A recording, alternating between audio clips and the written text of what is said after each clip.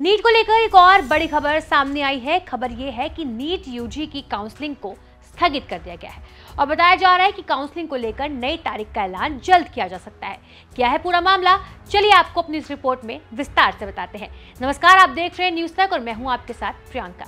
NTA यानी कि national testing agency ने नीट यूजी काउंसलिंग को लेकर इससे पहले सुप्रीम कोर्ट को बताया था कि नीट यूजी काउंसलिंग 2024 की प्रक्रिया 6 जुलाई 2024 से शुरू हो जाएगी, लेकिन ऐसा नहीं हुआ। अब ऐसे में काउंसलिंग का इंतजार कर रहे छात्रों में हड़कंप मच गया है। मीडिया रिपोर्ट्स के मुताबिक एमसीसी यानी कि मेडिकल काउंसलिंग कमेटी की ओर से जल्द पूरी काउंसलिंग शेड्यूल जारी किया जा सकता है, जिसमें बताया जाएगा कि काउंसलिंग के दौरान किन डॉक्यूमेंट्स की जरूरत होगी, साथ ही उससे जुड़ी दूसरी जानकारी भी इसमें शामिल होगी। तो वहीं कुछ रिपोर्ट्स के मुताबिक नीट यूजी काउंसलिंग की प्रक्रिया की नई तारीखों का ऐलान 8 जुलाई को हो सकता है और 8 जुलाई के बाद काउंसलिंग शुरू हो सकती है। हालांकि इस खबर की अभी पुष्टि नहीं की गई है।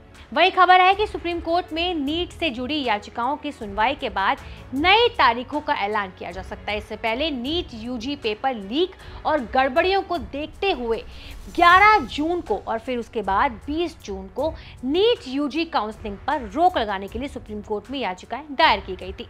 दोनों बार कोर्ट ने काउंसलिंग पर रोक लगाने से इनकार कर दिया था। बेंच ने कहा था कि हम ऐसा नहीं कर रहे हैं, अगर परीक्षा जारी रही तो काउंसलिंग भी जारी रहनी चाहिए, चिंता ना करें। वहीं छुट्टियों के बाद 8 जुलाई से सुप्रीम कोर्ट का कामकाज फिर से शुरू होने जा रहा है। खबर है कि सोमवार को नीट यूजी नतीजों को लेकर कई छात्र कोचिंग सेंटर की तरफ से लगाई गई याचिकाओं पर सुनवाई होगी। पेपर लीक और परीक्षा रद्द पर भी बहस होगी, इसलिए इस सुनवाई को काफी ज्यादा अहम भी बताया जा रहा है। तो वहीं नीट यूजी काउंसलिंग की बात करें तो इससे मेडिकल काउंसलिंग कमेटी यानी कि एमसीसी आयोजित करता है। मेडिकल कॉलेजेस में एमबीबीएस और बीडीएस प्रोग्राम में एडमिशन के लिए काउंसलिंग होती है। ये काउंसलिंग ऑनलाइन ही होती है। काउंसलिंग उन छात्रों के लिए आयोजित की जाती है जिन्होंने national eligibility cum entrance test यानी कि नीट यूजी की परीक्षा पास की है। एमसीसी केंद्रीय और डीम्ड यूनिवर्सिटी समेत अखिल भारतीय कोटा सीटों के लिए हर साल ऑनलाइन नीट यूजी काउंसलिंग के 4 राउंड आयोजित करता है। अब इसी काउंसलिंग की चर्चा हो रही है। आपको बता दें कि नीट एग्जाम को लेकर पिछले काफी दिनों से बवाल मचा हुआ है। नीट यूजी परीक्षाओं में हर साल लाखों की संख्या में कई सारे कैंडिडेट हिस्सा लेते हैं।